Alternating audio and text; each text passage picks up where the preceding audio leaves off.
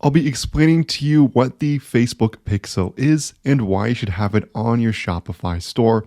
It's often commonly referred to as the Meta Pixel now, but many people refer to it still as the Facebook pixel. And this pixel is also going to apply to both Facebook and to Instagram. So first, let's go over what it is.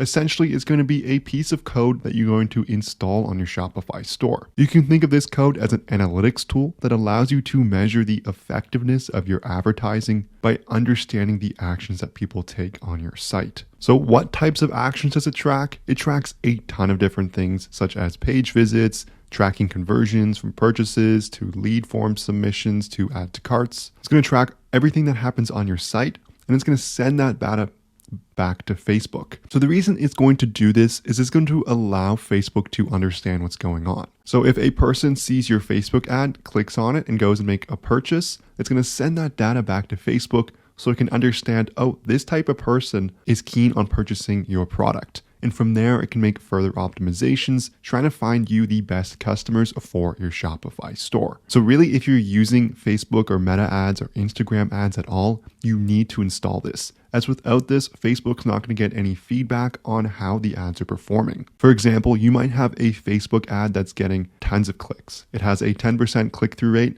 but maybe nobody is buying. But without a Facebook pixel installed, it's not going to understand that. In terms of what it looks like, it's essentially just going to be a script. I have another video on this channel as well that goes through how to set it up step by step, making sure you're sending the information you need back to Facebook from your Shopify store. So overall, the Facebook pixel lets you send data back to Facebook from what users do on your Shopify store. Whether that's purchasing an item, just viewing a page, or adding something to a cart, Facebook's going to take in all this data and help optimize your ads. So it is something essential you're going to need to set up if you're running any Facebook, Instagram, or Meta ads. If you've made any sales on Shopify, you know how hard it is to keep track of how much profit your store has actually made. You have your cost of goods sold, your ad spend from Facebook, Google, Snapchat, Bing, Pinterest, and TikTok. You have your transaction fees, your refunds, your app expenses.